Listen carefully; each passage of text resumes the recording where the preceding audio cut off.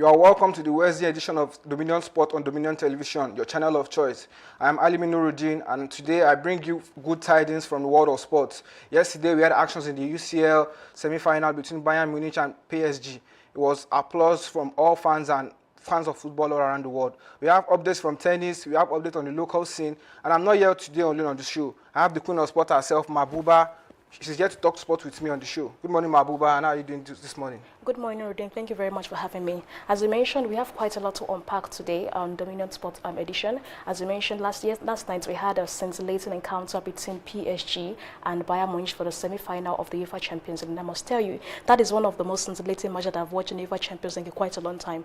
We also bring you updates from the Super Falcons front. The draws for the Olympics football is going to be made today, and CAF is going to announce the teams that shall be participating in the Olympics, the football edition of the Olympics at the 2028 Olympics in the USA. So, Nuruddin, as you mentioned, we have quite a lot to unpack. I think it's high time we dive into it. Thank you very much, Mabuba. You've said it all in your intro. You talked about the Super Falcons, and I think that's the right point to start from. It was announced yesterday by CAF that the championship for the early Olympics, the results for the fixtures are going to come out today, and it's just exciting in the World Cup. What are your expectations from the draws that are going to happen later today with CAF? Well, it's difficult to predict the teams because predictions are somewhat some things that we can actually ascertain how it's going to be. But then I do feel that definitely we're going to have the draws today, and we're going to know the teams that the Super Falcons of Nigeria are going to be pitted against for them to secure one of the two spots to them to play in the Olympics back in 2028. And I think a couple of minutes ago, we're talking about how, despite the fact that there's been an increase in the number of female teams that are participating in the Olympic football, right, from the 12 teams from the previous edition 2024 now to the 16 teams. But then we noticed that despite the fact that there was an increase from 12 to 16 teams, Africa still maintains 2 slots, whereby I think countries in Europe now have 4 slots, I think, and I think countries in the South, into Central America and North America now have 3 slots. What is your take on that? Despite the fact that we have 35 teams that are participating in this Olympic, they are only competing for 2 slots. Why is that? What's your thoughts on it? My thoughts, I think for FIFA or the organizing committees, the IOCs that organize these competitions, most of them have their rules set down, and they have these coefficients they used to give teams or continents slots in championships. Just like the World Cup, even with the increase in the number of teams that would participate in the World Cup, I still see Africa or some other nations or some other continents have fewer slots to get into the competition than Europe. So maybe they'll look into it, they'll get into your word and look into it and increase the slots for Nigeria or Africa as a whole to get more chances to compete on the big stage. Moving on from that, I think the Flamingos trash Nazareth Queens in World Cup preparations, and we spoke about that on Monday. Yes, we said the Nigerian women's under-17 national team continued their preparations for the 2026 FIFA Under-17 World Cup qualifiers with a dominant 7 win over Nazareth Queens in Abuja. Wurola Olaiwola and Olubebe Umojika gave the Flamingos a 2-goal lead before halftime, while Amoni Chidi scored twice after the break. Oluwakemi Adegbuyi, Islamiat Yusuf also got on the score sheet to complete the route. The squad later received a motivational visit from former Flamingos assistant coach and Nigerian women's national football team coach Precious Dede, alongside CAF women's official Goshim Meskrem. Dede also donated training equipment to the team and urged players to stay disciplined ahead of the qualifiers. That's a very good one from Dede. We know her as a veteran of the game. She's done well for Nigeria, and coming back to donate to the young girls to boost their qualifications and their chances of making the World Cup later in the year. What are your thoughts on that, Mabuba? Well, it's a nice gesture. It is a good thing whereby we see veterans of the game come back to not only support the younger generation, but to also offer them some sort of materialistic assistance in a way. And I love the fact that this is coming just in time for the preparation whereby the ladies are getting ready to feature in the upcoming Under-17 World Cup. And yes, it's a good one from her. We do hope that this might eventually translate to something positive as a form of encouragement for the young girls as they continue their qualification for the Under-17 FIFA World Cup. You've seen the Super Falcon, you've seen the Under-17 girls play 2 games now under Coach Busari, who just got Back-to-back wins. Back-to-back wins for him. What are your thoughts on that, and how do you see the team progressing forward in their remaining preparation matches for the World Cup qualifiers? Well, the result that we've gotten so far from the under-17 national team, the female under-17 national team, the results have been quite impressive. You know, they've had back-to-back matches right now, which is something that we love to see when we see a national team take the center stage. But as I mentioned, I still stand on my own thoughts, as we emphasized on Monday, regarding the fact that while they're preparing for something or a tournament as grand as the FIFA World Cup, it is very, very important that we pit them against tougher opponents. The back-to-back wins that they've had so far now are maybe against academy ladies across Nigeria. Now, the recent one is against those in Abuja. While the wins is something that we do appreciate and we do encourage it, I'm still standing on my own thought that it's very, very important that we pit them against tougher opponents, so we can know how exactly what we need to improve, or what exactly do we need to work on, what are the lapses, because I don't actually see a team improving if we keep on pitting them against ladies or players that are not up to the level or standards of these under-17 girls. Would you rather them play the men's national team then? Just to give them a befitting opponents in your words. Well, that's not the point actually. Them pitting against on the national team won't work. I just feel that, for me personally, I believe that the state of football in Nigeria, if I were to compare it against tougher opponents like those in the Maghreb region like Morocco or South Africa, we know who is going to come out on top. So I just do not think that this is the proper preparation for the ladies, for the fact that they are going to compete at the Under-17 World Cup. I just don't see this as the right preparation that these girls need. I think the NFF would look into your thoughts and get better opponents for They them. might. Moving on from that, Mabuba, on the ITTF World Championships it began yesterday. Nigeria's men and women's table tennis teams opened their campaigns at the 2026 ITTF World Championship on yesterday with opening matches against Saudi Arabia and Wales respectively. The tournament, which also marks the centenary edition of the championship, which was first held in 1926, will see Nigeria compete in tough group stage fixtures across both categories. In the men's draw, Nigeria is placed in Group 15 alongside Hong Kong, China, South Africa and Saudi Arabia, while the women's team are in Group 11 with Australia, Uzbekistan and Wales. The men's team, led by veteran star Quadri Haruna, will face Saudi Arabia first, while the women's team will play against Wales. They played against Wales late yesterday. The Nigerian 9-player squad includes Olajide Omotayo, Matthew Kuti, Taiwo Mati and Moise Adekoke on the men's side, while the women's team's features Fadima Bello, Ajoke Ojo, Mushukrat Ayegbagon and Hope Udoaka. What are your thoughts, and what are the chances of the Nigerian contingent at the ITTF Championships happening right now? Well, I'll say that the tennis squad is quite stacked, and I'll say the same thing for the opposing team that we're facing as well. And I must say that I've heard quite a lot about Aaron Okodri and what he does on the tennis world, and I do think that the opponents, they are quite tough, and they don't seem like easy opponents to me based on the records that we have on ground about them.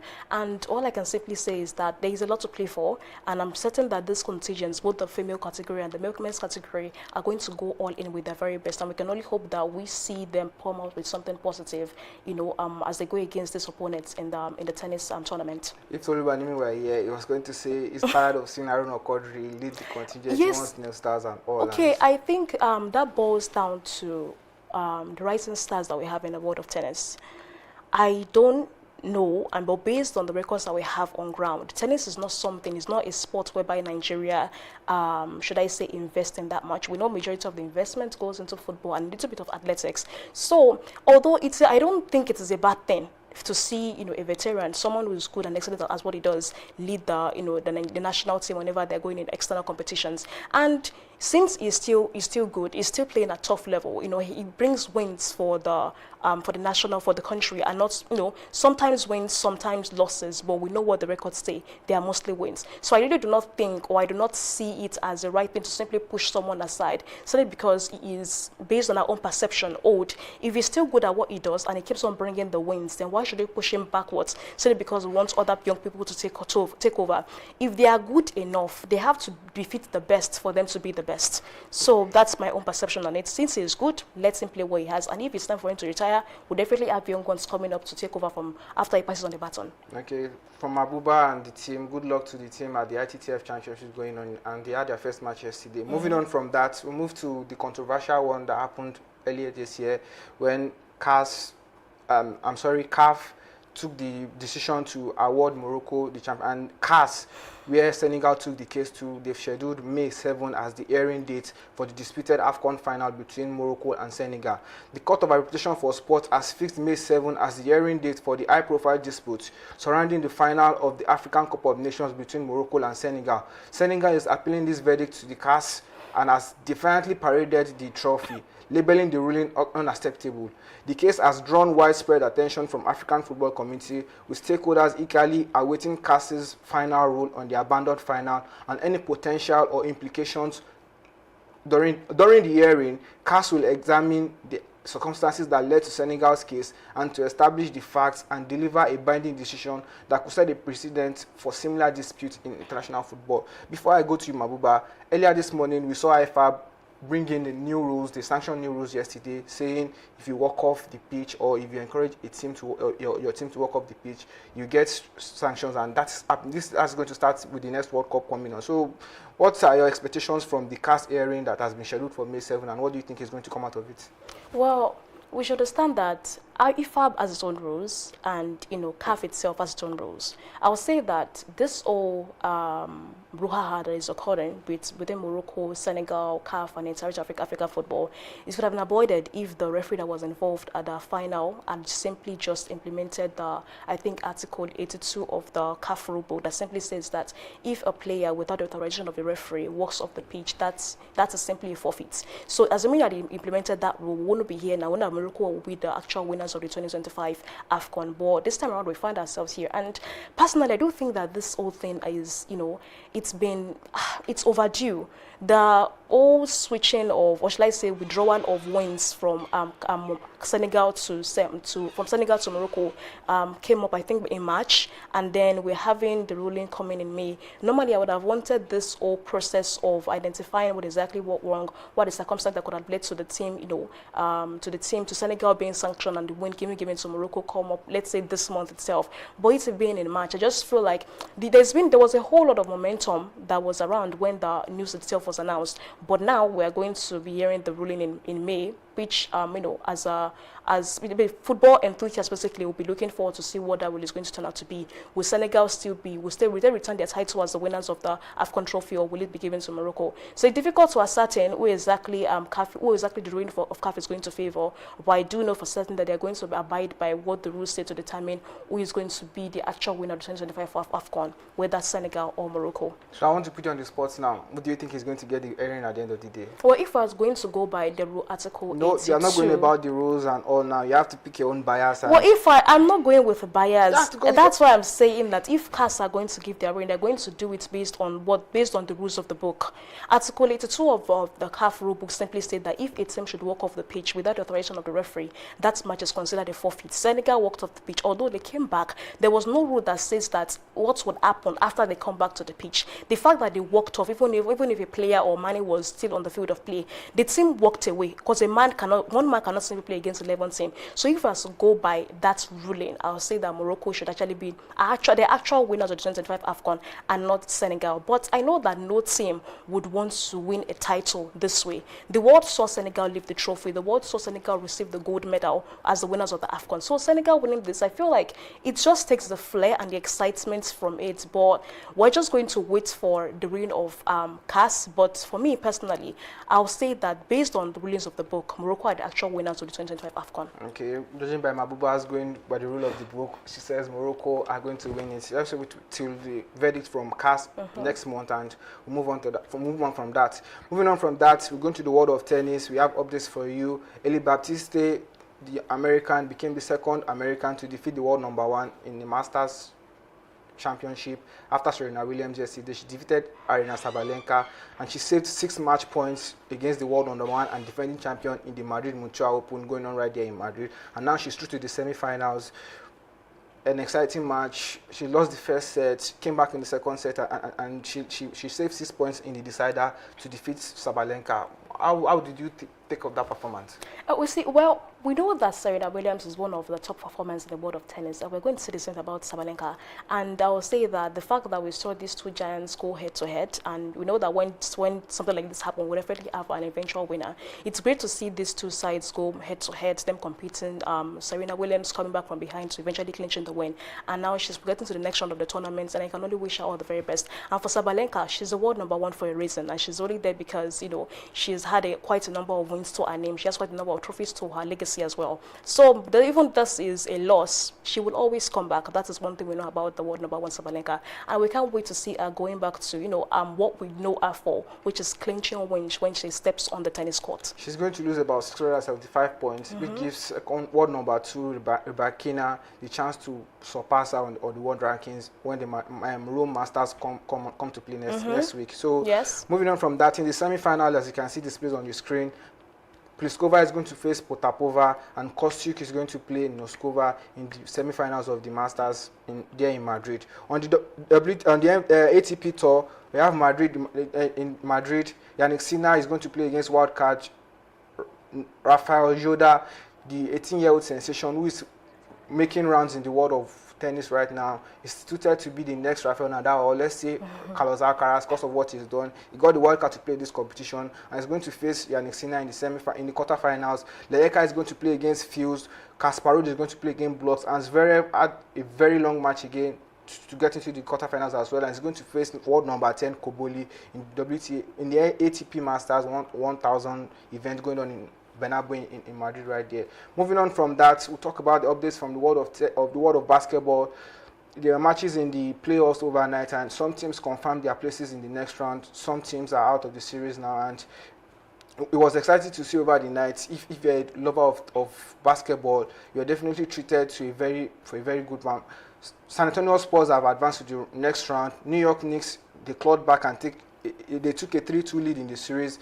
Philadelphia 76ers, they won the fifth game on the road, and that made them 4-1 victors at the end of the day. Moving on from basketball, we have to talk about the big one that happened yesterday at the Parc des Princes, and that was awesome. Well, Abuba, give me your thoughts, and how did you feel the match? You see, before the match itself took place, we know that this was a match that is worthy of being a final. PSG going against Bayern Munich, and I think that the scoreline and the whole intensity and momentum of the match last night reminded all of us why we love football. And I think that is something we football fans are always all about. We want to see goals being scored. We want to see both teams going back to back, giving each other their very best. We do not want to see a team winning by 8 goals to 0 or 9 goals to 0. These are the kind of scoreline, but we want to see these two teams pitted against each other. And as I mentioned, these two sides, as much as we love all areas of the 11 players on the field of play, from the attackers, the midfielders, the defenders, down to the goalkeeper, being at that top level, we definitely always want to see the attackers on top. And I would say that history was made yesterday. PSG winning at the Parc des Princes against Bayern Munich means that they finally secured their 100th win in the UEFA Champions League history. And coincidentally, the first win that they had in the UEFA Champions League was against Bayern Munich in the 1994-95 season of the group stage. And now PSG were able to score 5 goals on their home turf, and Bayern Munich also, they scored 4 goals on PSG's home turf. It was, I think, 3 goals to 2 on the first half, but then in the second half, PSG added 2 more goals, and Bayern Munich did the same by adding 2 more goals, and then there's still a lot to play for. And although I do have my own reservation about it, not that match though, so go ahead with your because my reservation was that there is something. We know that when Bayern Munich play at the Allianz Arena, they are almost, unbeatable. And PSG, they were leading by 5 goals to 2. Personally, there was no reason PSG was still coming out to get more goals, because we know that it is competitive, right? PSG were leading by 5 goals to 0. You have Bayern Munich there. You scored 5 goals against the side as Bayern Munich. You were leading 5 goals to 2. Even if it was 5 goals, there was no reason PSG was still going to push and still trying to get more goals. It was just not necessary, because if they are going to go to the Allianz Arena, Bayern Munich are going to do every single thing that they can to not only secure a win at the Allianz Arena, but to also secure more goals, because this is a side whereby we know them for comebacks. In the last league game that they played against Mainz at the Wembley Arena, it was 3 goals to 0 at halftime. Bayern Munich came from behind in on a stadium that is not even their stadium. They came from behind and scored 4 goals 2-0 against Man. But So you won't put minds on the level of PSG. I know I won't put minds on the level of PSG, but we still cannot underestimate this Bayern Munich side when they play in their own fans, in the front of their own fans at the Allianz Arena. Because this one advantage that PSG has, it's not even an advantage to me. Because Bayern Munich are going to simply do every single thing that they can to wipe out that lead and score as many goals as they can at the Allianz Arena, and maybe eventually knock PSG out of the Champions League and secure that spot over there at Budapest to play in the final. Do you think, judging by what you said now, do you think PSG don't stand a chance at the Allianz Arena? PSG stand a chance, yes, right? But I do not see them securing a win or knocking out Bayern Munich at the semi-final when they play next week at the Allianz Arena. No, So, it's more or less PSG win on their own soil and Bayern Munich securing a win on their own soil. PSG had every single opportunity to kill off the game yesterday. They were already needed by 5-2. There was no reason to try to score more goals. But then, I don't know what Luis Enrique is planning. He said that in an interview over last night, saying that they are still going to go by the same tempo that they went into. They are still going to go over there and try to score more goals, which, fairly they should, because the goal margin is only 5-4, and Bayern Munich, even if they try to pack the bus, Bayern Munich have this fantastic attacking of Luis Diaz, of Lise, of Harry Kane. So definitely they are going to do every single thing that they can to break that defense and get the goals for them. Okay, so your expectations for next leg, for the second chance? For the next leg, I see Bayern Munich securing a win on the Allianz Arena and eventually securing their own spot at the finals for Budapest. I'll hold you to your words with that. You can. You're right to. You can. But at the end of the day, for me, both teams are attacking sides. Yes. They will go at themselves 6, 7, 8 goals. They are still always on points. You want to keep scoring. If you asked Vincent Kompany about 2 weeks ago, he said they won't change the style of play. After the Real Madrid quarterfinal, Yes, they said they won't change their ways of playing. They'll stick to attacking style, always going out and going at their opponents. And same with Luis Enrique, he's not ready to stop attacking, and that's just what we want. We've complained about games being boring. Today, we are going to watch Arsenal and Atletico Madrid. A lot of fans are already talking about expecting a boring game from them, but I feel it's going to be otherwise. I expect both sides to come out. Atletico have changed their whole system from the way they play normally. They've lost a lot of their attacking players, and judging by what has happened this season, they've conceded 1.9 goals in Champions League compared to 0.4 of Arsenal. So that's to show you Atletico are not that side that defend anymore. And I think Arsenal will put the hand of the break. So you know what? Let me leave you to give us analysis of the game that's going to happen between Atletico Madrid and Arsenal tonight at the Wanda Metropolitano. Okay, you see, Arsenal are playing away in Spain. We all saw what they did when they played, in Sporting in Portugal. This is a side that didn't really attack so much. What they basically did, the majority of the encounter, was pack the bus. They led by a goal to 11 Sporting, and that was the last of it. You saying that Atletico are going to go all in and Arsenal are going to go all in and trying to get the goals. I do not see Arsenal trying to get the goals when they go against Atletico Madrid at the Allianz Arena. They might do that, at the Emirates Stadium, but against Atletico at the Allianz Arena, I do not see that happening, because we know that if you take a look at the encounter between, Bayern Munich and Arsenal over there at the early stage of the Champions League, they defeated Bayern Munich side by 3-1. That's because Bayern Munich, they created a lot of space for Arsenal players to exploit. In this match, if Atletico should decide to go all in and attack, Arsenal are going to exploit them. I know that Arsenal are going to go into this encounter being careful. We've been complaining about how we want these players to take risk and to score as many goals as they can.